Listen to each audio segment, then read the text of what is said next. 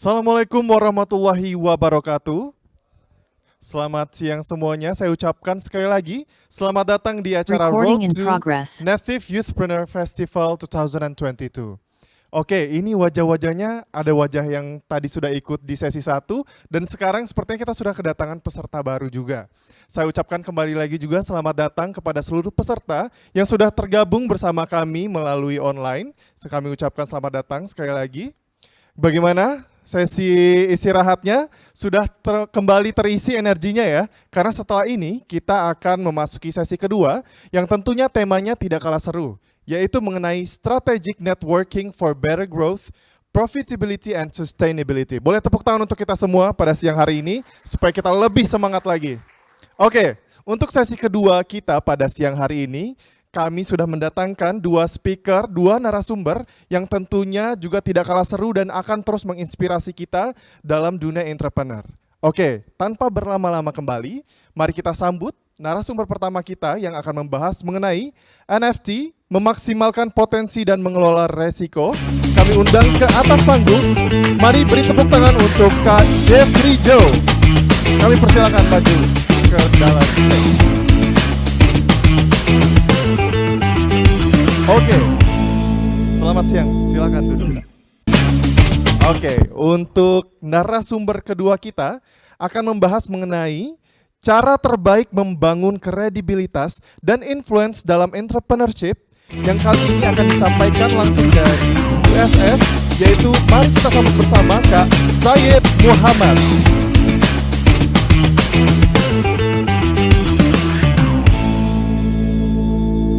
Selamat siang, bergabung di panggung. Oke, untuk sesi kedua kita pada siang hari ini akan dipandu langsung oleh dua moderator kita. Yang pertama, mari kita undang ke atas panggung kepada Ketua HIPMI Perguruan Tinggi, Kak Gerald Sam. Kami undang ke atas panggung. Dan juga satu lagi moderator kita dari Abang None Jakarta 2019. Saya undang turut ke atas panggung None Latanya.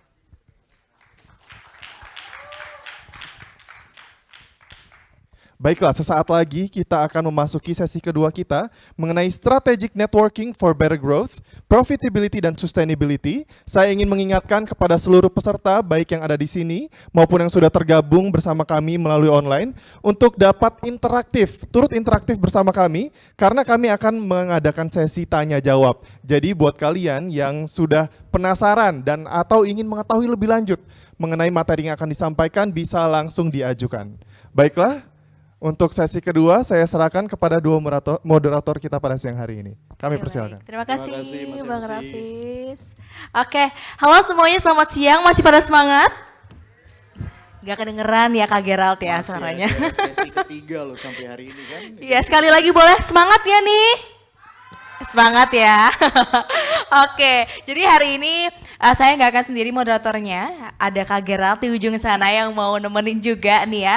Mau ngobrol-ngobrol sama pembicara kita yang keren-keren banget. Hari ini ada Kak Jeffrey Joe dan juga Kak Syed Muhammad. Halo Kak, apa kabar? Baik. Baik ya. Oke, jadi di sesi kedua kali ini ya Kak Gerald, Kak Jejo dan juga Kak Syed ya kita akan bahas tentang strategic networking for better growth, profitability and juga sustainability gitu ya. Wah, dari judulnya aja udah menarik gitu ya. Mungkin pertama-tama nih mau ke Kak Jejo dulu kali ya, Kak Gerald boleh ya. Oke, kalau misalkan Kak Jejo ini mungkin mau bahas tentang sekarang yang lagi happening banget nih ya teman-temannya tentang NFT. Ya, NFT memaksimalkan potensi dan juga mengelola risiko gitu. Betul.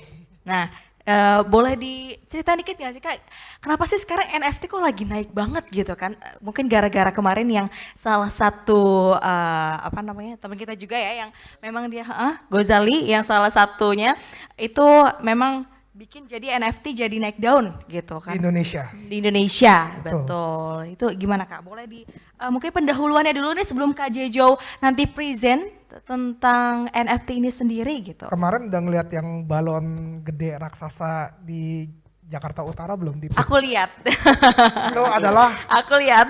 bisa dibilang hasil dari NFT. Oh, I see. Betul, jadi mungkin kita Luar biasa ya. Itu eye-catching banget loh, Kak. thank you so much. Jadi bisa dibilang mungkin kalau dibilang awal mulanya NFT ini menarik, kenapa sih? Kita kan biasanya mungkin di sini sekarang udah paham kripto ini something yang menarik ya. Betul. Padahal 4 tahun yang lalu orang pada bilang kripto itu uang pencucian uang, uangnya uangnya tukang hacker atau kayak gimana. Malah sekarang kita bisa melihat fungsi dari kripto ini makin besar gitu loh. Karena sebenarnya kan kripto itu kan adalah koin dari network, di mana semakin banyak penggunanya, semakin banyak pemakai, semakin ya utilisasinya jelas sebagai alat transaksi pembayaran antar komoditas gitu loh. Dan kebetulan NFT ini adalah digital asset. Mungkin aku coba tanya dulu NFT ya. Buat di sini kalian ada siapa yang udah paham tentang NFT? Angkat tangannya. Nggak paham nih kayaknya. Ya udah deh, aku coba ceritain dulu ya. Aku coba tanya sama kamu. Ini misalnya. Kalau kamu ke Prancis, kamu ngelihat lukisannya Mona Lisa. Lukisan Mona Lisa tahu kan yang mainnya di Museum Prancis. Coba kamu kasih tahu aku, tahu dari mana itu asli atau palsu? Ada yang bisa jawab nggak? Ini Ada aku yang tanya bisa loh. jawab? Tahu dari mana kalau kalian ke Museum Prancis, lukisan Mona Lisa itu asli atau palsu? Ada yang bisa jawab? Volunteer mungkin? Mhm. Mana nih katanya tadi semangat Dari- ya Kak Gerard makanya ya. nih, atau nggak ada yang Ada yang tahu nggak? Coba aku tanya. Kalau nggak dari kamu deh, Anya. Mm-mm. Menurut kamu mengapa lukisan Mona Lisa di Museum Prancis ini bisa dibilang asli? Coba aku tanya kamu. Dari visualnya mungkin ya kayak. ciri khas autentik mungkin. Apa gara-gara dia di Museum Prancis jadi dibilang asli? Iya bisa jadi. Tapi kalau kenyataannya kalau yang asli disimpan di gudang, di brankas, di mana hingga Nggak ada yang tahu. nggak ada yang tahu, Nggak ada yang kan? tahu, Jadi betul. tidak ada yang bisa membuktikan bahwa karya itu asli atau enggak. Kalau berdasarkan ya kalau orang yang nggak experience apa-apa, kita semua nggak ada yang tahu, termasuk saya sendiri. Tapi di dunia NFT ini karena semuanya terkoneksi dalam sistem blockchain atau smart chain, smart contract, di mana kita itu bisa melihat siapa originalnya dari penciptanya tersebut. Jadi kalau sebenarnya kalau kalian, aku sih pengennya terkoneksi internet ya. Kalau ini ada yang main komputernya nggak deh? Kalau ke OpenSea, pencet Karafuru coba bisa nggak tuh Google? Kalau bisa nggak sih internetnya? Atau nggak bisa? Dari HP bisa mungkin. Nggak enak lah. Ya dari HP bisa sih kalau kalian itu. Cuman kalau kalian ke OpenSea, which is marketplace dari NFT tersebut, kalian buka Karafuru, di situ ada tulisannya centang. Jadi itu dan kalau kamu pencet itu terhubung sama profilnya aku. Jadi kita bisa tahu, misalnya pun yang bikin Mona Lisa siapa? Leonardo da Vinci. Kalau Leonardo da Vinci lahir umurnya sekitar 30-an 20-an Gen Z lah istilahnya. Mungkin dia bakal bikinnya di OpenSea. Karena kenapa? Karena kalau pertama ke verifikasi pembuatannya dia itu kelihatan. Kedua, sekarang aku tanya, kita anggap lagi ke Museum Prancis tadi dan Bu Anya beli, Bu Anya duitnya banyak, beli deh 100 miliar. Dan itu kamu juga, wah kalau dia bisa beli 100 miliar, kamu beli 200 miliar. Bu Anya dapat profitnya berapa? 100 miliar. Leonardo da Vinci-nya dapat nggak tapi? Enggak. Nggak bakal dapat. Nah ini udah kebuka ke OpenSea nih, coba kita ngeliat Karafuru, coba ngetek search, ini enak banget nih. Internetnya nih harusnya lebih cepat nih. Langsung buka aja di search di atas, betul di atas ada tulisannya explore. Di explore di atas, iya. Ada tulisan Karafuru, kalau nggak ada search barnya sih harusnya. Ada search barnya nggak? Jadi nggak enak nih, maaf ya. Jadi cuman tuh ada search di atas, di tengah-tengah. Search item terus aja Karafuru. Di atas ya Karafuru, nanti ada tuh centangnya. Karafuru, tuh centang kelihatan. Ya itu udah Verified. jelas kan. Jadi Tepuk tangan Keren. dong, verified punya ini Karafuru. udah ke verified juga dan kita berhasil menjadi nomor 1 di bulan Februari di seluruh dunia. Tepuk tangannya dong teman-teman, luar biasa ya Karafuru. Sampai sekarang kita nomor 35 all time high di OpenSea. Jadi bisa bayangkan kita sebagai produk Indonesia, kita benar kelihatan ini ranking nomor 35 loh di seluruh dunia gitu. Dan maksudnya di sini kita nggak bisa semuanya dalam smart chain dan blockchain itu transparasinya kelihatan. Yang beli siapa, volume perdagangannya siapa, yang jual siapa, berapa lama yang baru kebeli, kita bisa ngelihat habis ini dari sini. Nanti, oh ini ya ada Avarik Saga. Itu yang kanan bawah juga saya yang buat. Jadi ya mungkin aku mungkin aku sebagai creator diakuin kali ya di OpenSea. Cuman ini maaf ya internetnya lama, jadi saya nggak jago ngajar, cuman saya lebih baik ngajar secara teori praktek langsung, jadi kita bisa lihat. Nah kelihatan nih, tuh Karafuru ya. Itemnya ada 5.600, pemiliknya ada 3.700. Harga sekarang 1,9 Ethereum. Sekarang 1 Ethereum harganya berapa? 49 juta atau kita genapin 50 juta ya. Berarti satu gambar saya sekarang paling murahnya itu 100 juta. Satu gambar yang dijual itu adalah 100 juta.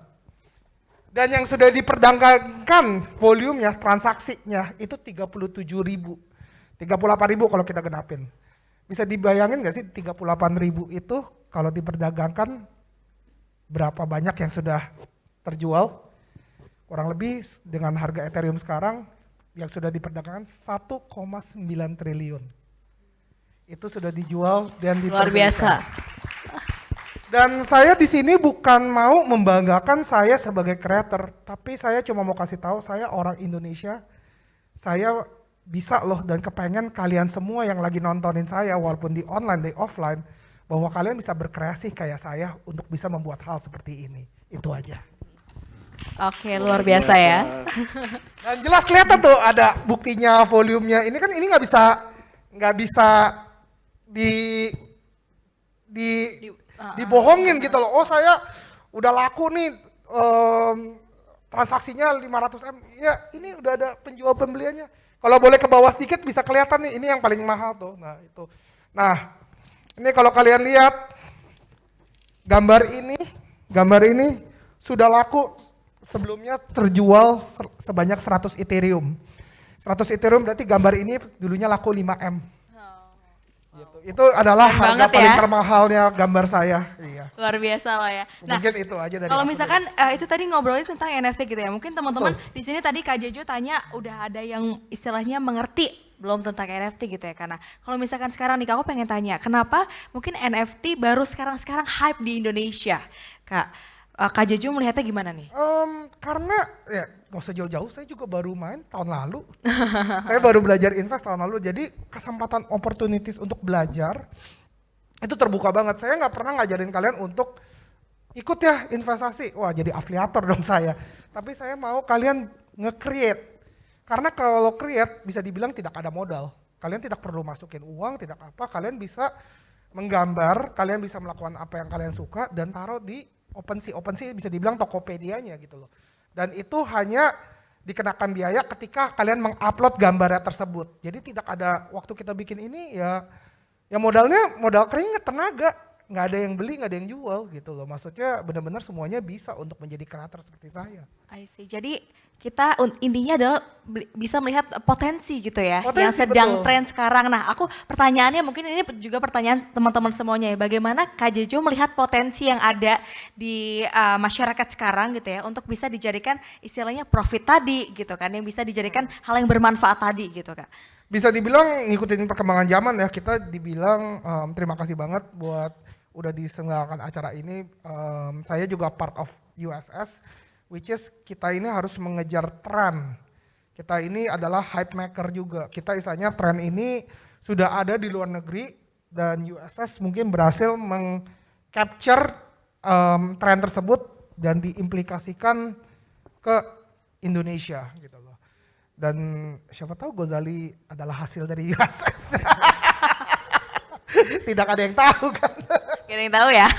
Betul. Menarik sih. Kalau mungkin tadi ngobrolin tentang NFT dan bahwasanya kan NFT ini kan suatu future ya, yang mana generasi Z sekarang itu kan ke depan mau nggak mau juga harus bisa adaptasi kan. Betul. Cuman kalau jujur yang gue lebih kepo nih Bang, dulu bisa nggak ceritain kenapa pertama kali memilih, karena kan sekarang kan kalau kita boleh memilih ya, ada bisnis real, ada juga bisnis yang mungkin sekarang di era digital, ke kripto, ke NFT dan lain-lain. Dulu sejarahnya abang gitu, bisa tahu bisnis ini itu dan mengerti itu gimana. Karena kan teman-teman di sini kalau saya lihat belum banyak yang tahu kan. Nah gimana nih teman-teman caranya buat untuk belajar ke arah digital nanti, ada tips and triknya atau enggak, dan dulu mungkin sejarahnya gimana gitu. Sejarahnya karena kita udah tahu sih mungkin ini NFT sama kripto merupakan sesuatu part of teknologi yang nggak bakal dihindarin gitu loh. Kan ada yang sesuatu, contoh batu akik baru hype 1 tahun, habis itu sekarang batunya dulu harga 10 juta, mungkin sekarang 1000 aja nggak laku. Dan apakah kripto akan bernasib seperti itu, kita tidak tahu. Cuma semakin banyak orang yang memakai, utilisasinya dipakai, semakin ya ini beneran berguna loh, dan itu mungkin bisa mengubah hidup seseorang gitu loh. Maksudnya merubah hidup seseorang di mana pentransferan data tersebut di OpenSea ya misalnya saya jualan Karafuru, itu sudah tidak menggunakan yang namanya dolar, tidak menggunakan namanya rupiah, tidak menggunakan mata uang lagi yang istilahnya semuanya terkoneksi dalam bentuk digital asset yaitu Ethereum. Jadi ini makin kelihatan loh fungsinya kripto tersebut gitu loh. Jadi udah nggak ada yang namanya dolar lagi, tidak ada rupiah, semuanya terbentuk dalam satu aset namanya komoditinya Ethereum. Jadi ya kelihatan lah sekarang ada orang yang bisanya tadi Karafuru ada yang laku 100 Ethereum atau apa. Itu membuktikan berarti orang yang percaya untuk menggunakan ini juga ada. Dan ketika Ethereum itu kalian dapat dan kalian mau mencairkan ke menjadi rupiah atau menjadi dolar, itu sesaat loh. Bukannya nunggu berapa lama, aduh kok nggak bisa WD nih kalau kata orang, aduh kok nggak bisa cairin, nggak ada, itu bener-bener volumenya besar sekali, itu udah menjadi seperti mata uang gitu. Dan di mana di sini menjadi kesempatan kita, kalau kita tidak mau belajar ya kita pasti ketinggalan. Dan kalau aku sendiri mungkin Sayed ini di USS adalah bagian kalau aku namain penjaga berangkas keuangan. Orangnya pelit banget. Tapi kalau saya emang diberikan kewajiban untuk belajar mencari teknologi baru supaya saya bisa membawa ini dan memberikan value lebih terhadap USS, karena ya kedepannya mungkin kita kan pernah jadi umur 20 tahun, kita pernah jadi umur 18 tahun yang istilahnya mau belajar, karena di saat sekarang mereka-mereka itu yang 18 tahun, 20 tahun itu udah mainnya NFT semua. Dan kalau kita nggak ngikutin, kita belajar, itu 10 tahun lagi, 10 tahun berarti saya mungkin kalau 10 tahun lagi saya umur 40, itu kita ketinggalan loh sama mereka-mereka itu yang bakal menggunakan kripto dan NFT menjadi teknologi mereka sehari-hari gitu. Jadi kita ya intinya kenapa bilang saya mau mencoba masuk ke sini karena saya mau belajar sih. Dan kebetulan di USS sendiri kita punya target market adalah anak-anak yang melakukan ini. Dan kalau kita tidak bisa mengayomi dan kita tidak bisa belajar juga, ya pasti kita ketinggalan. Jadi intinya kuncinya adalah mau belajar tadi ya. Mau belajar dan mau menerima bahwa teknologi ini udah terbuka. I see, oke. Menarik.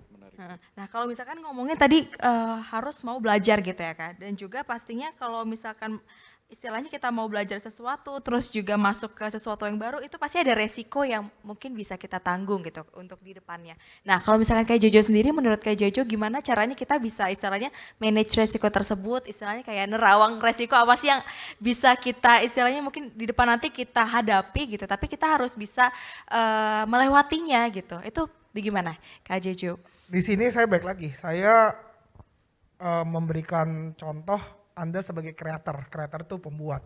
Saya nggak pernah ajarin kalian untuk melakukan trading seperti yang lain-lain. Misalnya ada orang trading aja, beli jual karena itu namanya afiliator. Kalau saya sebagai creator, dimana kalau sebagai creator itu resiko kalian satu, tangannya pegel, gambar melulu. Jadi ya resiko kalau selama resiko kalian itu adalah keringat sama tenaga, saya rasa itu the minimal effort yang kalian bisa kehilangan. Kalian kehilangan waktu, kalian kehilangan tenaga, tapi kalian tidak akan kehilangan materi. Betul. Dan menurut aku itu udah mau apa lagi sih gitu loh. Bener gak sih? Betul. Kak.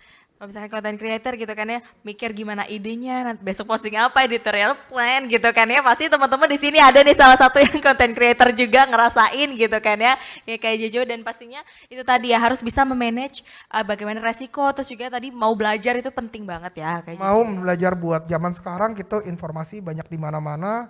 Kalian bisa nonton YouTube, kalian bisa nonton TikTok, search aja cara membuat NFT. NFT itu apa, cari sebanyak-banyaknya. Jangan pernah dibandingin kita-kita yang istilahnya kesempatan kita dibandingin 20 tahun lalu, 10 tahun lalu, di mana orang tua saya aja atau orang tua kalian tidak ada Google, kita apa-apa tinggal YouTube. Jadi jangan sampai kita kalah sama yang orang-orang generasi yang selanjutnya, yang istilahnya asetnya juga sama, YouTube sama Google. Betul. Kalau zaman dulu mesti buka yellow page. Makanya halaman berapa. orang tua saya juga selalu bilang, kalian, kita semua yang di sini adalah generasi yang sudah diberkatin karena kita punya apa-apa tinggal Google, kamera, semua udah ada di satu handphone kita. Betul. Dan kalau kita nggak mau belajar dengan tools yang udah ada, ya berarti kita yang salah karena kita nggak mau belajar. Itu aja. Betul. Menarik. Jadi kuncinya harus belajar ya. Karena Betul. sedikit punya cerita juga Bang. Saya waktu itu kunjungan HIPMI ke Solo kan. Itu ada anggota-anggota HIPMI, bapak-bapak itu semuanya. Anaknya itu udah jualan NFT. Dia buka di OpenSea padahal baru kelas 1 SMP. Terus konsultasi ke teman-teman HIPMI PT, gimana sih OpenSea? Nah saya juga termasuk orang yang telat belajar, makanya saya mau belajar juga ini. Karena Amin. kelas 1 SMP itu sudah buka OpenSea gitu, makanya luar biasa ya. Sekarang memang generasi sekarang perkembangannya memang cepet banget gitu ya. banget. Bisa belajar hal-hal baru gitu. Satu SMP udah belajar NFT gitu kan ya kayak. Makanya kita harus bisa memanfaatkan tadi ya. Teknologi manfaatnya banyak sekali, tinggal bagaimana kita bisa istilahnya ngambil benefit atau manfaat dari teknologi yang sudah ada sekarang. Bener Anya. Oke. Mungkin itu tadi dari Kak Jejo, dari Kak Gerald ada lagi mungkin dari Kak Jejo? Mungkin lanjut aja ke narasumber selanjutnya ya, biar Oke. nanti interaktif juga. ada Oke, Q&A. buat teman-teman nanti mungkin di studio dan juga di Zoom ya, nanti apabila ada yang ingin bertanya ke Kak Jejo, nanti di akhir sesi kita akan buka sesi interaktif ya, Q&A, nanti dipersilahkan untuk bisa bertanya langsung ke Kak Jejo gitu. Oke, selanjutnya saya mau ke Kak Sayed Muhammad nih. Kak, tadi kalau misalkan tadi udah ke Kak Jejo gitu kan ya, kalau misalkan ke Kak Sayed mungkin lebih ke temanya cara terbaik membangun kredibilitas dan influence dalam entrepreneurship gitu kan ya. Nah, Kak Sayed nih dari USS Networks gitu ya kan ya. betul. Nah, mungkin ada yang mau di-present dulu atau gimana Kak Sayed? Boleh present video dulu.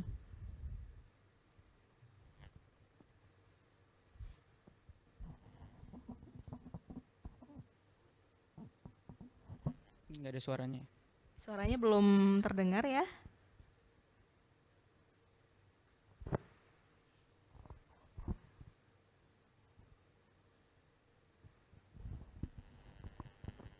Mungkin suaranya bisa di up dikit.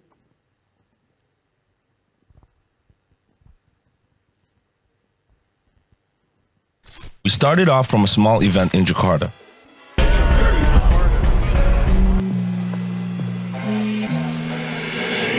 We've grown into becoming an even stronger and bigger community. USSV. All black through the woods with a backpack and a lit match. Looking like it's my name. And it doesn't stop there.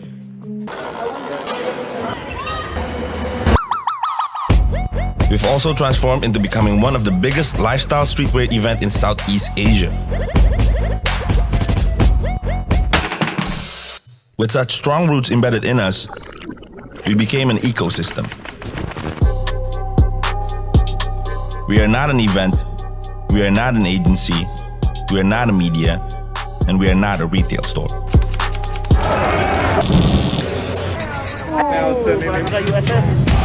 We push through every barrier that's laid it in front of us with pride and joy, as a content company. USS Networks, cultivating the culture. Keren, boleh tepuk tangannya dong teman-teman. Untuk Videonya sama suaranya nggak videonya. nyambung ya. Oh gitu ya. Oke, mungkin ada kesalahan Beda- teknis biasa beda ya. komputer tuh tadi Beda. kayaknya. Oke. Nggak Oke. apa-apa. Mungkin bisa masuk ke slide aja yang halaman 2 aja. Biar gue jelasin aja dulu sedikit tentang USS Networks dulu mungkin ya. Ke halaman 2 aja langsung. Nah, ya jadi tadi kalau lihat videonya memang kita bilang di akhir itu adalah kita content company gitu kan. Jadi kalau sejarahnya dulu ya, mungkin sejarahnya kita start USS itu dari tadi kita bilangnya dari sebuah event. Jadi memang karena kita mulai dari event namanya Urban Sneaker Society. Itu event pertama di 2017. Itu sebenarnya as a project. Jadi as a side project, gue punya previous company namanya Local, Jejo, dia bekerja di perusahaan keluarga, and then kita decide untuk bikin satu project event sneakers namanya Urban Sneaker Society. Nah, itu 2017 ya, 2017 kita bikin yang kedua dan yang kita bikin ketiga, akhirnya kita realize something bahwa Urban Sneaker Society itu much more than just an event. Ya, akhirnya kita decide bikin sebuah company yang kita sebut USS Networks. Nah, singkat cerita, kenapa kita namakan ini sebuah content company gitu. Gini, pertanyaan gue ya. Ada yang tahu Urban Sneaker Society nggak tapi sebelumnya? Pernah dengar? Ada yang tahu? Oke, coba kalau gitu gue tanya. Urban Sneaker Society itu enggak, Urban Sneaker Society dulu. Lo taunya sebagai apa? Event sneakers. Nah, kalau gue bilang itu sebagai event sneakers, kenapa Instagram Urban Sneaker Society verified, punya 500.000 followers dan very active komen? Karena influence-nya udah menyebar ke masyarakat sih Kak. Udah kenal gitu sama Urban Sneaker Society. Oke, pernah dengar USS Fit? Pernah, aku follow. Oke, itu apa? Itu tadi ya, Yang lo tangkap USS Fit itu sebuah apa? sebuah platform sih, platform Platform. untuk menyebarkan informasi. Oke, gitu. dengan Public. bahasa umumnya orang akan bilang itu sebuah media, Betul. ya kan? Atau kita juga pernah, kita juga punya satu brand lagi namanya Sonderlab. Sonderlab itu e-commerce, Ya. gitu kan. Tapi kita tidak, ya untuk ke umum kita akan bilang ya USS Fit itu media, Sonderlab itu e-commerce, Urban Sneaker Society itu event. Tapi as internally and as a spirit kita bilang kita itu adalah content company. Jadi every brand yang kita punya itu adalah sebuah content brand. Yang kita besarkan itu adalah sebuah IP-nya. Gitu. Itu yang juga membedakan kita, every brand kita itu berbeda dengan semua brand yang ada saat ini menurut kita. Contoh kita ambil event besar lainnya lah. Boleh sebut event apapun. Cek Instagramnya. Gitu. Ada yang aktif apa enggak? Gitu. Kalau nggak ada event ya udah Instagramnya mati. Gitu. Ya kan? Media lain coba cek ada aktivasinya nggak, gitu kan? Ada community-nya apa enggak? Gitu. Jadi every brand yang ada under di USS Network itu kita treat as a content company and as community. Gitu. Even retail kita Sonderlab itu udah jelas e-commerce. Bahkan di dalam e-commerce itu brandnya bukan brand kita. Banyak brand-brand orang kita kumpulkan satu ya mungkin ada mungkin teman-teman tahu lah ada department store ya sebenarnya mirip gitu. Tapi pertanyaannya adalah kalau kita ini ya mungkin ya untuk sebagai menggambarkan ya gitu. Gue yakin teman-teman di sini gitu. Kalau misalnya beli sepatu Nike, bahkan mungkin lebih bangga atau lebih seneng ya untuk jalan di mall Nenteng beli Nike-nya di Atmos instead of di toko Nike-nya sendiri.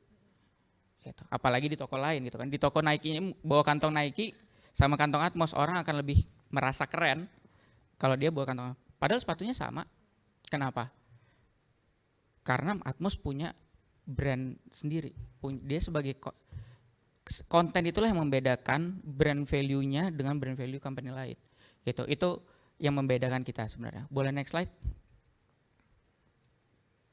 Nah, saat ini di bawah USS Networks itu ini adalah brand-brand yang under USS Networks termasuk Karafuru, ada Urban Sneaker Society, USS Fit, dan lain-lain lah, kurang lebih seperti itu. Dan ada beberapa lagi yang sebenarnya kalau pernah dengar Creative Fox juga, Sounder Lab menjadi manusia, Outbreak. Jadi bedanya adalah every brand di dalam company kita ini punya interestnya masing-masing. Kita treatmentnya sama, gitu. As a brand and kita develop as IP. Jadi bukan kalau event, media, placement itu semua adalah menurut kita revenue streamnya. Gitu. Tapi kita treat mereka sebagai IP development. Itu sih kurang lebih tentang USS Networks. Oke, luar biasa, tepuk tangannya dong teman-teman. Luar biasa ya. Siapa sih yang nggak kenal USS Fits gitu kan ya, Urban Sneaker Society gitu, pasti teman-teman mendengar gitu ya. Salah satu itu tadi ya platform yang memang influence-nya sudah luar biasa sekali ya Kak Gerald ya di media sosial juga. Nah tadi Kak Sayat bilang kalau misalnya masing-masing dari brand USS Network itu punya interest-nya sendiri-sendiri gitu. Betul. Dan juga punya influence-nya sendiri-sendiri ke masyarakat. Nah, Betul. bagaimana sih Kak caranya untuk istilahnya mengcompile interest-interest yang ada gitu ya, supaya bisa jadi influence nih ke masyarakat, biar masyarakat itu teman-teman tahu gitu ya tentang misal USS Fits tuh oh kayak gini, USS Her tuh kayak gini, menjadi manusia tuh kayak gini. Itu seperti apa Kak Sayat? Oke, kita itu kesamaan dari semua yang ada tadi itu adalah target market. Target market kita itu adalah point of interestnya lifestyle, ya secara general besarnya itu lifestyle. Yang kedua secara umur itu kita Gen Z dan milenial gitu bilangnya. Jadi umurnya dari 15 sampai 30 tahun gitu. Itu kesamaan dari seluruh brand kita sebenarnya. Nah dari situ baru kita pecah-pecah gitu. Tadi kan Outbreak itu yang lebih ke otomotif. Kita juga ada Market itu yang lebih ke finance. Kalau fashion itu Urban Sneaker Society gitu kan. Nah terus ada IP development nanti Karafuru dan lain-lain gitu. Nah ya sebenarnya kalau kita udah cracking satu sebenarnya, dan bahkan kita bilangnya ini kita tuh sebenarnya adalah kalau tadi bahasa Jejo tuh hype maker. Kita tuh growth hacking engine. Jadi kita menggunakan aset-aset kita dan community kita sebenarnya itu untuk mempercepat akselerasi brand lainnya. Gitu. Itu kenapa kita banyak bekerja sama dengan brand, kita banyak klien gitu ya.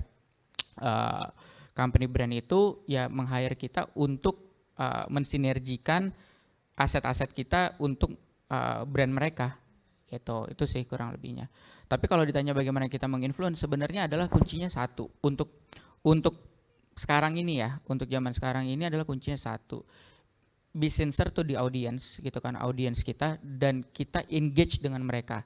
Jadi create the community itself gitu. Jadi bukan bergerak satu arah tapi kita berhubungan langsung dengan mereka. Itu kenapa hampir semua brand-brand kita itu ada activity-nya gitu. Jadi activity itu bukan cuman event besar tapi event-event kecil gitu loh. Kita ada apa namanya networking night dan lain-lain gitu. Kurang lebih sih begitu. Jadi istilahnya tadi ya create the community itself dulu ya. Yeah, inside the brand. Gitu. Inside the brand ya. Oke. Luar biasa. Siapa sih yang nggak tahu USS Fit itu ya? Pasti semua tahu ya. Yang kalau gue lebih concern lagi ya bang ya. Ya kita tahu lah bahwasanya USS ini kan dulu kalau gue melihatnya sesuatu alternatif media ya, media alternatif. Betul. Yang sampai sekarang bisa gue katakan sukses dan siapa yang nggak tahu tentang USS. Tapi gue lebih penasaran dulu cerita sejarah abang dalam membangun suatu media ini, karena setahu gue membangun suatu perusahaan media itu nggak gampang gitu kan. Bahkan ada istilah kita harus bakar uang dulu di awal. Itu bukan suatu usaha yang kita buat langsung kita dapat hasil. Kita harus nunggu beberapa periode sampai ada beberapa yang masuk sehingga itu menjadi suatu bisnis yang menghasilkan. Jadi dulu gimana sih cerita asam garamnya lah ngebangun USS Fit itu bisa sampai terkenal sampai sekarang gitu? Oke. Pertama gue akan bilang bahwa USS Networks secara grup ya itu profitable since day one. Gitu. Jadi kita tidak pernah membakar, dalam artian kalau membakar duit itu kan loss lah ibaratnya loss, ya, gitu betul, kan. Betul. Tapi kita itu adalah profit since day one gitu. Nah kalau ditanya sejarahnya bagaimana tadi sih sebenarnya. Jadi USS Networks ini bisa dikatakan not my first company gitu. Jadi ada perjalanan panjang di belakangnya gitu. waktu itu gue pernah ngepost, bukan pernah, ya pernah ngepost di story waktu itu. Di 2019 Urban Sneaker Society 2019 itu bisa dibilang salah satu event kita yang paling pecah karena itu kan sebelum Covid. Iya kan. Itu di Asta District 8. Itu gedung kosong. Asta kan sekarang udah jadi. Itu kan waktu itu kita bikin di sana sebelum gedung jadi. Jadi itu gedung kosong, nggak ada yang tahu Asta itu di mana. Kita bikin event di situ. Itu dalam 3 hari hampir 50.000 orang yang datang. Ngantri dari jam 8 malam mau masuk, ngantri dari situ sampai ke Grand Lucky. Itu masuk berita mana-mana gitu, dan event kita dapat Kompas di halaman depan gitu kan. Itu adalah tahun ketiga tahun, karena 2017, 18, 19 gitu kan. Itu adalah tahun ketiganya Urban Sneaker Society. Nah, di situ banyak teman gue yang komen bilang kayak gini. Wah, lu hebat banget, lu keren banget, lu segala macem dalam 3 tahun USS seperti ini. Gitu. Itu yang mereka lihat gitu kan. Dan itu habis itu setelah itu gue post satu post di feed gue untuk sedikit menjelaskan bahwa orang ngelihatnya ini cuma dalam 3 tahun. Gitu. Tapi sebelumnya gue punya perjalanan panjang dari 2011 gitu kan. 2011 by the way itu gue bikin my first company 2011 gitu. Itu dari 2011 itulah gue membangun karir sehingga saat gue bikin event Urban Sneaker Society itu jauh lebih cepat daripada sebelumnya. Itu karena gue berarti punya 2011 tuh sampai ke 2017 6 tahun lah ya. 6 tahun sebelumnya gue udah belajar gimana cara gue belajar bagaimana gue bikin company dan ya bisa gue kategorikan kurang sukses gitu. Gue nggak bilang gagal tapi gue bilang kurang sukses. Tapi kan di situ gue belajar bagaimana dan gue membangun, nah kalau nyambung sama ini dan bagaimana gue menyambung kredibilitas sebenarnya gitu. Artinya sebenarnya bukan kurang sukses sih. Jadi bahkan my first company itu namanya lokal, itu ada Local Fest gitu kan. Local Fest itu sebuah festival yang mengangkat brand lokal itu dari 2013 gitu. 2013 itu dan pas gue bikin Local Fest 2014 itu yang hadir bahkan 60.000 orang.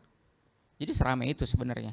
Nah cuman memang karena satu dan lain hal gitu kan, ya company-nya stagnan gitu. Disitulah gue belajar kegagalan gue, apa yang salah. Dan makanya gue bikin USS Networks ini as a new company, gue mempelajari apa yang kesalahan gue kemarin dan gue perbaikin di Urban Sneakers di USS Networks ini gitu. Nah, bagaimana dalam 3 tahun gue bisa secepat itu bikin event gitu kan. Nah, gue udah belajar event itu dari 2013. Gue udah kenal dengan banyak sponsor gitu kan. Gue udah kenal dengan banyak sponsor, gue kenal banyak vendor, gue kenal dengan banyak tenan gitu. Jadi saat gue bikin event lagi gitu kan, mereka udah tahu oh ini si Said nih yang kemarin bikin ini. They have the trust gitu. Even Jejo sendiri saat gue ajak, gue mau bikin event, dia langsung ngomong ayo. Itu meet call pertama, gak nyampe 5 menit obrolannya. Gue tahu lu mau ini kan, begini kan. Jejo dulu salah satu tenan gue. Jadi gue bikin bazar, dia bikin es krim. Disitulah kita ketemu sebenarnya. Jadi dia tahu gue bikin event berhasil, sukses. Pas gue ajak dia langsung ayo. Gitu. Imagine kalau gue waktu itu bikin eventnya jelek, pasti dia nggak mau join dong. Gitu kan, sama juga dengan dia. Kalau gue tahu waktu itu dia bikin boothnya jelek, ogah-ogahan gitu kan jualannya, gitu. Pasti gue juga nggak mau ngajak dia, gitu. Jadi ya itu bentuk dari kredibilitas juga kan. Jadi gue membangun kredibilitas selama 6 tahun sebelumnya, sehingga bisa gue aplikasikan dan compounding. Kredibilitas itu menurut gue compounding, gitu loh. Nah jadi ya satu mendengar dia cerita ke teman lainnya, ya kan. Begitu juga dengan nama jelek. Itu juga compounding. Satu ngomong, ada yang ngomong kayak enggak, jangan.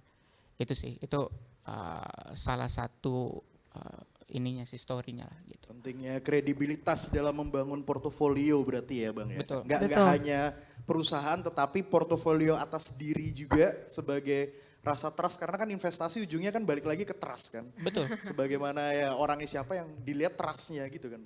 Sorry, gue tambahin, mumpung ingat. Kredibilitas ini menurut gue adalah aset terbesar yang harus dimiliki semua orang, bukan cuma buat entrepreneur. Even dia pekerja misalnya, gitu kan, dia profesional, ya itu tetap gitu kan, karena dia saat pindah ke tempat lain, apalagi hari gini gitu kan, sosial media dan lain-lain bisa sangat cepat gitu kan. Jadi kredibilitas itu benar-benar, gue mungkin punya sedikit cerita. Ini banyak yang masih mahasiswa juga ya. apa? Iya, bayar mahasiswa juga. Iya, Nah, gue mahasiswa. cerita sedikit nih.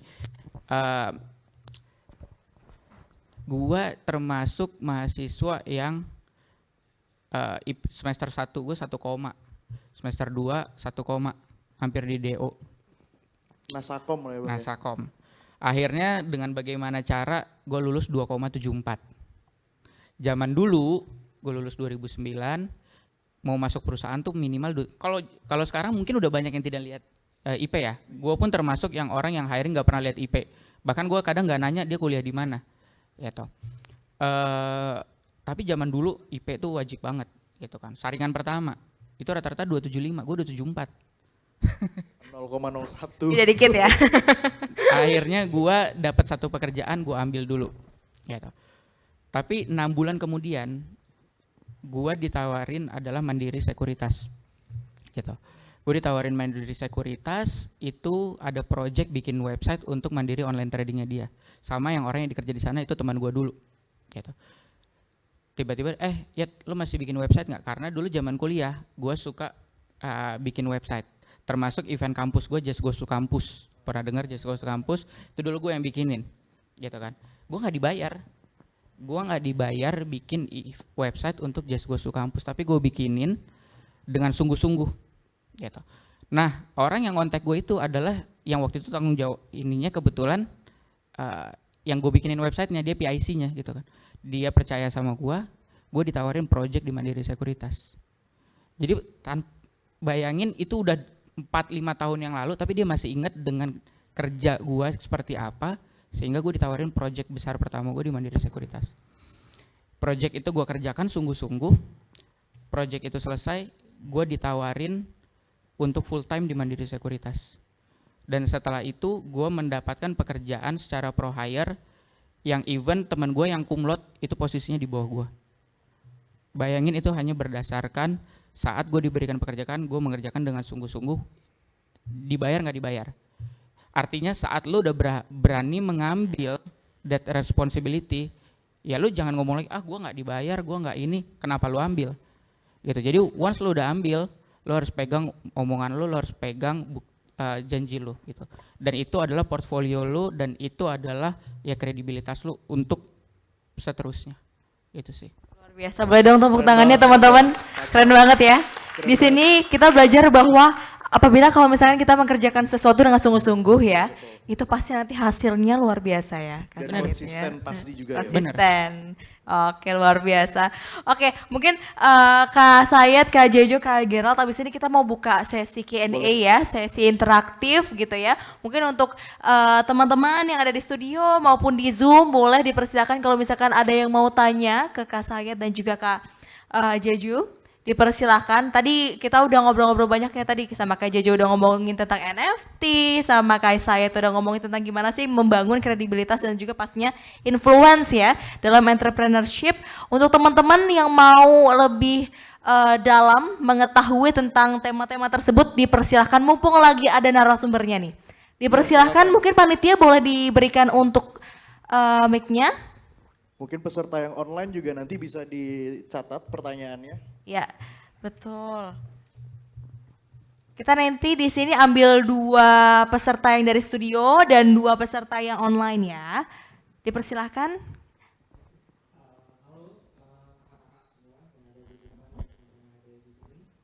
Saya ada bisa bertanya Kak soal tren atau mungkin yang biasa kita sebut sebagai FOMO ya. Sekarang secara generasi kita mungkin identik dengan FOMO. Tapi yang tadi disampaikan soal tren itu nggak selalu buruk ya, atau FOMO ini nggak selalu buruk. Mungkin bisa dijelasin nggak kira-kira FOMO atau filter-filter FOMO ini yang mana sih yang harus kita ikutin, yang mana sih yang harus kita olah lagi, dan gimana sih cara filternya. Mungkin untuk pertanyaan kedua, mungkin saya akan bisnisnya, untuk bisnis model yang lain atau cara pengelolaan. Saya sebenarnya bagaimana sih cara untuk mencari partner bisnis yang baik. Karena kalau kita tahu bisnis kan bisa jalan sendiri begitu saja. Dan ini yang paling susah adalah cari partnernya. Yang mungkin bisa sharing sedikit adalah saya sering banget membuat sebuah bisnis tapi menemukan partner yang mungkin nggak sama interest, lebih pada nggak sama urgensinya mungkin.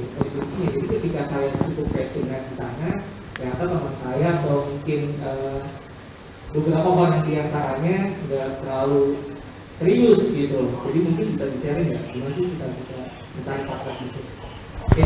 Oke, thank you Kak Ariel ya tadi ya. Oke, terima kasih Kak Ariel untuk pertanyaannya. Mungkin boleh langsung dijawab aja atau dikumpulkan dulu pertanyaannya? Langsung dijawab aja aja ya. Oke, boleh. Dari Kak Sayed dulu mungkin boleh Kak dipersilahkan. Tadi tuh maksudnya FOMO nih lebih ke FOMO kita untuk mengejar misalnya, oh ini ada kripto, gue bikin kripto, oh ini NFT gue, gitu ya maksudnya ya? Bener kan?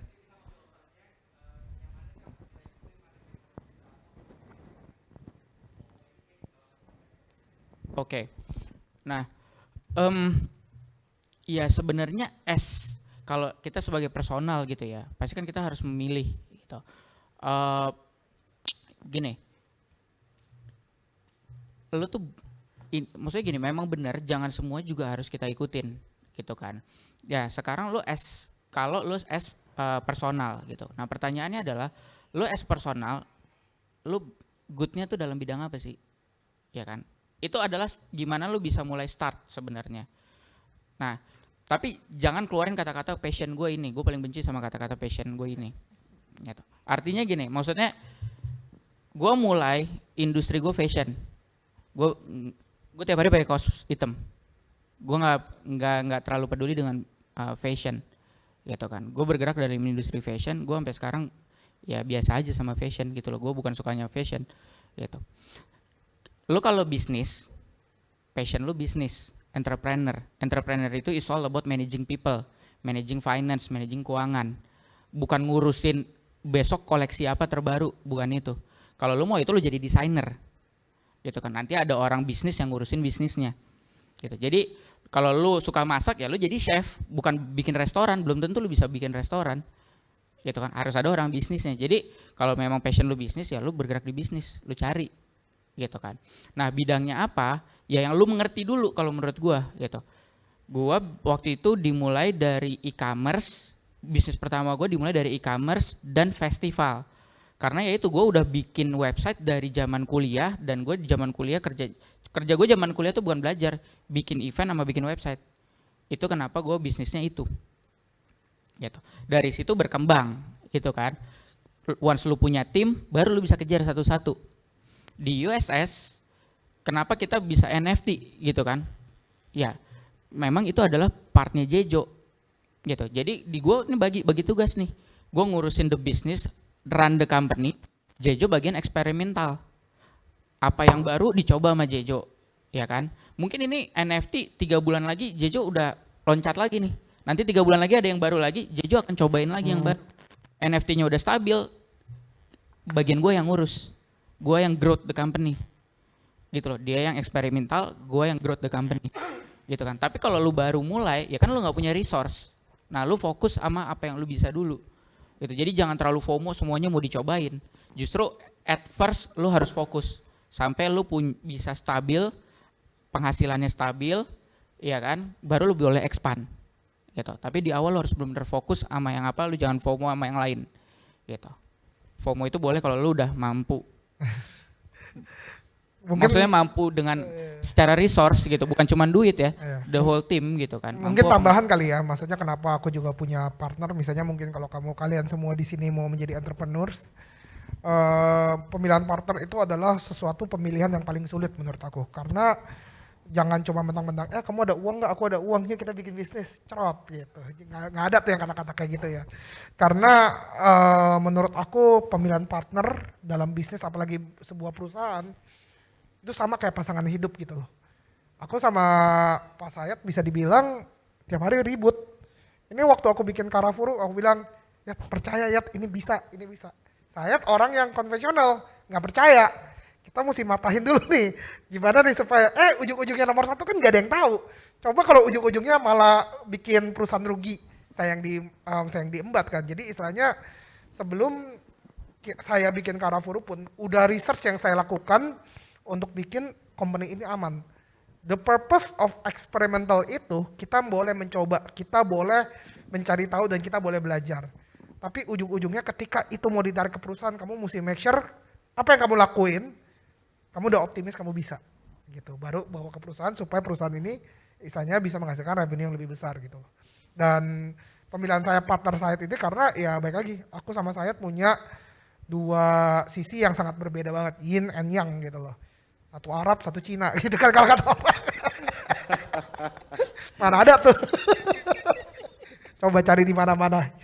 Tapi sama-sama jago dagang kalau secara sejarah. Mungkin. Jadi kita berdua juga dari awal waktu kenalan sama Sayed juga udah beda personality, beda culture, beda apa. Tapi kita ada satu sama lain saling satu tahu. Kita ngelakuin sesuatu itu demi perusahaan. Jadi kalau kamu mau cari perusahaan, kamu nih makanya ada orang selalu bilang kan, jangan bikin bisnis sama temen. Karena kenapa? Temen taunya waktu lagi senang-senangnya aja. Saya sama Sayed itu waktu bikin perusahaan ini karena kita tahu kita kesini cuman untuk mendapatkan perusahaan yang maju gitu loh. Bukan, saya nggak pernah temenan sama Sayed. Sampai sekarang pun juga maksudnya Sayed punya kehidupan sendiri, saya punya kehidupan sendiri. Ini teman-temannya Sayed nih, HIPMI, bareng kayak gitu-gitu. Kalau saya, ya komunitasnya saya benar-benar NFT, kripto, sneakers yang istilahnya mungkin kebalikannya Pak Sayed dan punya nggak enakan lagi formal. Cuman waktu saya pilih partner itu pasti saya cari yang benar-benar lawannya saya. Karena kalau semuanya sama-sama, nggak ada ketemu tuh feedback saling kayak gimana menjalankan perusahaan untuk makin lebih maju. Itu sih dari saya, thank you. Luar biasa, karena Luar butuh biasa. juga orang Tepuk tangannya. yang bisa opposite dengan kita juga kan. Kadang kalau kita mau minta pendapat, kalau dia setuju-setuju aja kita nggak puas. Kayak ayo gue butuh dilawan gitu loh. Ya kan kayak butuh pendapat satu lagi gitu. Benuanya beda soalnya. Benuanya beda. Benar sama juga. Di atas sama di bawah. Oke, luar biasa ya. Thank you Kak Sayed, Kak Jojo untuk Thank you, jawabannya. Kak Ariel semoga terjawab ya. Sangat terjawab dong pastinya ya. Untuk jawabannya ya. Mungkin boleh selanjutnya untuk teman-teman yang di studio ada yang ingin bertanya lagi Kak? Ke Kak Jojo dan juga Kak Sayed mengenai sesi kedua saat ini. Kita masih menunggu ya. Atau secara online yang di online? Atau yang di Zoom mungkin? Zoom. Ada yang ingin bertanya, mumpung masih ada Kak Jejo dan juga Kak Sayed di sini ya. Kalau nggak ada yang tanya mungkin saya nanya deh. Boleh, Boleh, Ada Kak sebenarnya Gerald. banyak banget pertanyaan basic sih abang-abang sekalian kayak teman-teman yang mau terjun ke dunia entrepreneur. Kalau saya punya pemikiran itu menjadi seorang pengusaha itu ada orang yang berangkat dari segi idealis, ada juga yang secara pragmatis. Kalau idealis tuh kayak anak muda mahasiswa, gue pengen bikin coffee shop nih, tapi gue nggak tahu cara market, produknya dan lain-lain. Tapi ada juga orang-orang yang berangkat dari pragmatis yang dia melihat peluang. Kayak gue ngelihat kopi itu ada supply chain-nya, ada bijinya, gue pengen main di roastingnya, gue mau main di cup-nya dan lain-lain. Nah dari dua hal tersebut, kalau menurut Bang Jo dan juga Bang Said, lebih arahnya itu kalau untuk pemula, lebih baik kita idealis dengan ide kita, atau kita ngelihat ya kita jadi orang yang pragmatis aja lah, ngelihat peluang, ada kita sikat, bullshit lah, passion gitu loh. Karena kan bener juga, saya juga termasuk orang yang agak sedikit benci dengan kata-kata ini passion gue gitu.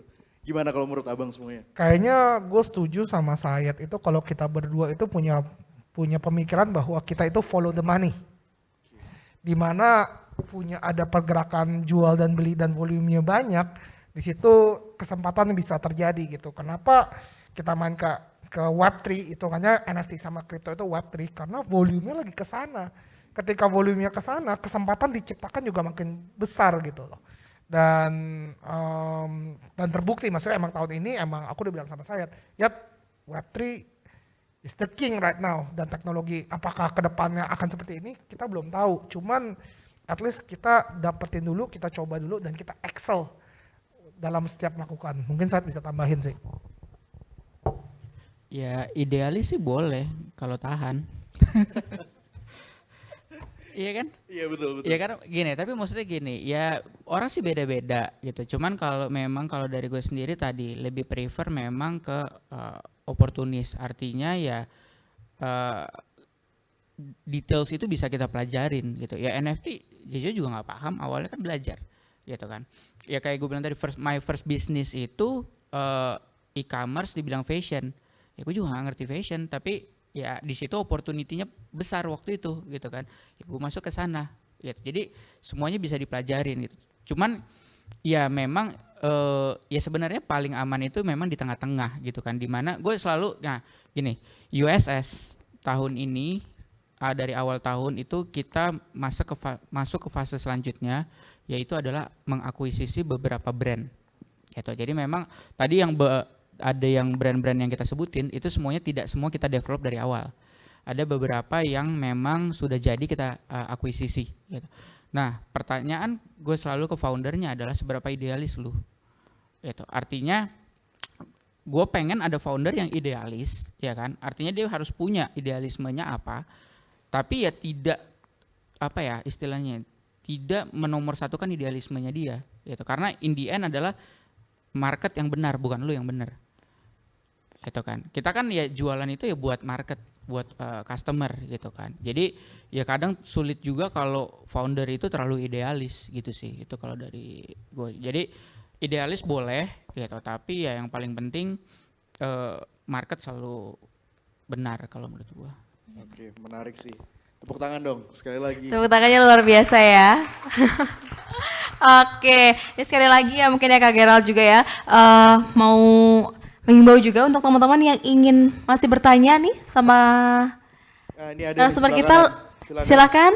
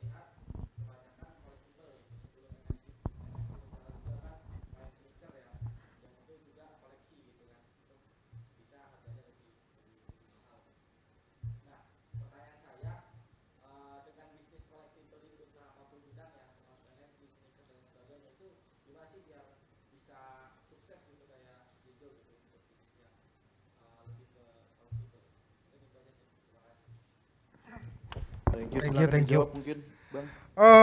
Baik lagi, semakin collectible itu apa sih sebenarnya? Collectible itu kan semakin orang paham gitu loh. Maksudnya 10 tahun yang lalu di mana teman-teman saya yang lebih berumur gitu udah koleksi sneakers. Sneakers sih di Indonesia udah lama ya. Dulu ada namanya sneaker PIM gitu loh. Tahun 2007 orang Indonesia udah pada bikin sneaker event. Cuman karena orang belum gitu paham, jadinya harganya tuh ya segitu-segitu aja karena zaman dulu mungkin Instagram belum main, Twitter belum ada. Nah, zaman sekarang itu di mana semua hobi tuh semakin tergairahkan karena menggunakan sosial media. Jadi kalau selalu aku bilang, kalau kalian bikin collectible item selalu di-share di sosial media. Karena sosial media itu bikin orang lain kepengen ikut-ikutan. Hari ini udah ada yang tahu belum gosipnya tentang Karafuru apa? Coba kalau kamu ngikutin aku. Pasti belum tahu kan? Belum tahu kan? Ini boleh nggak layar buka ke Twitter dong tolong? Buka web Twitter. Buka Twitter. Sekarang juga aku mau bikin pengumuman dulu karena baru hari ini dikasih taunya. Di acara 2F nih spesial. Cuman Untuk kasih Mau tahu nih di-spill buat nih kalian sama nih. kayak Jejo nih. Iya nih. Jadi iya deh. Udah deh ini apa Ini bisa udah nggak? nih, Oh udah, bisa udah. deh. Udah. Tolong langsung search buka Tokopedia Twitternya. Twitternya langsung buka aja, search aja ke Tokopedia. Langsung aja. Search aja Twitternya Tokopedia langsung dibuka. Tokopedia. Iya, Twitter Tokopedia, udah gitu aja. Tokopedia Twitter. Iya, Twitternya. Tokopedia Twitternya. Twitternya. Tokopedia Twitter gitu. Kita mau lihat tweetnya dari Iya, Tokped. Tokopedia udah gitu. Ya. Buat bikin penasaran sedikit ya. Jadi jangan lihat handphone dulu, lihatnya ke sini aja. Nah, lihat ke bawah, Scroll. scroll ke bawah, scroll ke bawah lagi, scroll ke bawah. Mana nih? Scroll ke bawah. Oh, kok nggak ada? Nah, Apa tuh? Jadi Tokopedia aja baru mendapatkan Karafuru sebagai asetnya di Tokopedia juga nih. Ayo. Nah sekarang menjawab tadi pertanyaan kamu, apakah ada utilitas ya? Gak ada yang tahu, mungkin aja suatu hari nanti. Cuman aku baru kasih tahu, hari ini Tokopedia baru membeli Karafuru. Lebih tepatnya Goto. Pada Jadi penasaran. ini Belinya berapa nggak Tokped nih kita kira-kira? rahasiain dulu tapi Berapa iya. nih? Jadi kalau ditanya apa yang membuat sebuah collectible berharga, ketika banyak peran, banyak utilisasi dalam sebuah perusahaan-perusahaan mengadopsi peran dari IP tersebut, pasti orang makin penasaran. Makanya kalau dari aku sendiri, action speak louder dari cuma kita ngomong-ngomong doang. Jadi ini salah satu progres nyata kita. Thank you. Luar biasa. Tepuk tangannya sekali lagi dong buat Kak Jeju dan juga Kak Sayed di sini. Luar biasa ya teman-teman ya, pastinya hari ini kita banyak banget dapat insight dan juga pelajaran baru nih ya dari Kak Jeju dan juga Kak Sayed tadi ya. Dan semoga apa yang didapatkan hari ini bisa menjadi manfaat bagi teman-teman semuanya ya, amin gitu ya. Karena Kak Gerald udah nggak ada pertanyaan lagi di studio maupun di Zoom. Mungkin inilah akhir dari sesi kedua talk show kita pada hari ini, luar biasa sekali. Kita berikan tepuk tangan sekali lagi untuk kita semuanya. Luar biasa kedatangan. Luar biasa ya, apa yang kita bisa pelajari hari ini pastinya tadi kalau dari Kak Jejo, jangan takut untuk belajar hal baru tadi ya Kak Jejo dan juga dari Kak saya tadi, apabila kita melakukan sesuatu dengan sungguh-sungguh, pasti nanti hasilnya akan luar biasa baik gitu ya Kak Sayed ya, luar biasa. Oke, teman-teman habis ini pastinya masih ada sesi ketiga yang gak kalah seru, narasumbernya gak kalah keren, jadi pastinya pantengin terus gitu ya. Saya juga ingin mengucapkan selamat datang nih bagi teman-teman yang di Zoom yang baru bergabung. Kita habis ini masih ada sesi ketiga, jadi pastinya harus dijaga terus semangatnya ya teman-teman ya, karena habis ini kita akan belajar hal-hal dan juga ilmu baru lagi dari narasumber-narasumber kita yang pastinya keren-keren. Sekali lagi terima kasih Kak Jeju dan juga Kak Sayed, Kak Gerald juga terima kasih Kak untuk waktunya dan juga sharing-sharingnya ya. Semoga nanti bisa diundang-undang lagi ya Kak Gerald ya. Bisa jadi wishlist Rencananya untuk mau bikin speakers ya. podcast. Oh gitu ya. Rencananya mau bikin Benar ya. Nanti aku dengerin loh ya. Oke teman-teman, terima kasih. Jangan kemana-mana dulu. Abis ini kita masih ada yang seru-seru lagi. Terima kasih Kak Sayed, Kak Jeju. Terima kasih, thank you Kak. Oke, boleh tepuk tangan sekali lagi untuk kita semua pada sesi kedua hari ini. Oke, acara selanjutnya marilah bersama-sama kita saksikan untuk pemberian cindera mata terlebih dahulu yang akan diberikan oleh perwakilan dari HIPMI Perguruan Tinggi. Baik, cindera mata pertama akan diberikan kepada Kak Jeffrey Joe yang tadi sudah membahas mengenai isu terkini yang lagi update banget yaitu NFT. Oke, boleh di tengah?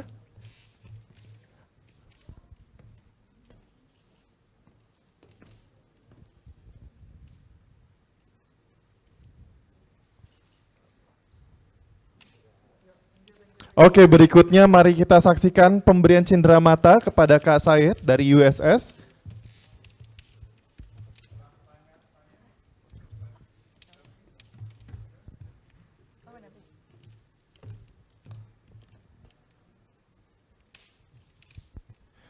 Oke, kami mengundang kembali kepada Kak Jeffrey Joe untuk dapat melakukan sesi foto bersama. Oke. Tidak afdol rasanya kalau tidak didokumentasikan. Oke, sudah siap fotografernya? Oke, sudah siap. 1, 2, 3. Oke, mungkin sekali lagi dengan gaya yang lebih heboh. Oke, siap ya, berikan pose yang terbaik. 1, 2, 3. Oke, sekali lagi kami ucapkan terima kasih kepada Kak Jeffrey Joe dan juga kepada Kak Sayed dan juga Kak Gerald Sam selaku moderator untuk dapat kembali ke tempat. Oke, Non Latanya kali Yes. ini bergabung kembali Bergabung lagi ya. bersama saya Nemenin Bang sebagai Raffi MC. sebagai Betul. MC di acara kali ini ya. Oke. Oke. Jadi Bang Raffi tadi kan udah seru banget nih ngobrol-ngobrolnya sama Kak Jeju dan juga Kak saya. Tadi ada Kak Gerald juga. Abis Udah dapat ini banyak ilmu tentunya. banyak dong ya pastinya ya. Dan pastinya abis ini kita masih akan ada sesi ketiga. Betul Bang sekali. Raffi yang pastinya nggak kalah seru Nggak ya. kalah seru. Narasumbernya ada siapa aja sih Bang? Boleh nggak di spill sedikit gitu? Mungkin nanti kita spill sekarang rasanya nggak bikin penasaran Oh, gitu ya. ya. Mungkin nanti kita akan langsung saksikan di sesi ketiga. Jadi bagi para peserta yang ada di sini maupun yang sedang bergabung bersama online bersama kami di sini, nanti langsung saja setelah ini akan ada sesi break selama 20 menit dan kita akan berjumpa kembali di jam 15.30 untuk sesi ketiga yang tentunya akan membahas mengenai peran dan potensi ekonomi digital bagi pengusaha muda. Oke, baiklah kami menghimbau kepada seluruh peserta untuk dapat menikmati atau menikmati waktu free time-nya selama 20 menit. Enjoy your break dan sampai berjumpa di jam 15.30.